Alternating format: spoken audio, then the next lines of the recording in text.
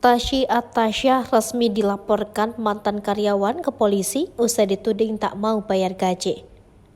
Masih ingat dengan kasus Tasyi Atasya versus mantan karyawannya? Kini kasus tersebut masih berlanjut dan dibawa ke polisi. Sebelumnya Tasyi diduga belum membayar gaji karyawannya hingga viral di media sosial. Kini, 3 mantan karyawan Tasyi pun melaporkan sang selebgram ke Polda Metro Jaya atas dugaan ancaman kekerasan. 3 orang mantan karyawan Tasyi Atasya mendatangi Polda Metro Jaya untuk melaporkan dugaan ancaman kekerasan tersebut, didampingi kuasa hukum mereka Marlonsius Sihaloho.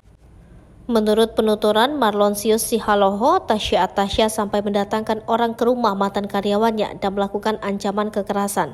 Imbas dari ancaman kekerasan tersebut, mantan karyawan Tasyi Atasya merasa ketenangannya terganggu hingga mengalami trauma. Lebih lanjut, Marlonsius Sihaloho mengatakan bahwa semua bukti yang akan dilaporkan ke Polda Metro Jaya sudah lengkap beserta foto pelaku. Tasyi Atasya resmi dilaporkan mantan karyawan ke polisi usai dituding tak mau bayar gaji. Masih ingat dengan kasus Tasyi Atasya versus mantan karyawannya?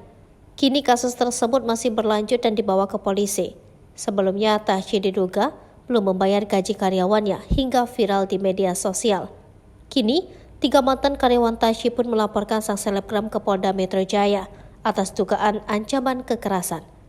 3 orang mantan karyawan Tasyi Atasya mendatangi Polda Metro Jaya untuk melaporkan dugaan ancaman kekerasan tersebut, didampingi kuasa hukum mereka Marlonsius Sihaloho.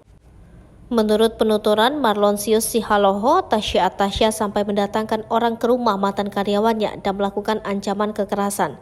Imbas dari ancaman kekerasan tersebut, mantan karyawan Tasyi Atasya merasa ketenangannya terganggu hingga mengalami trauma.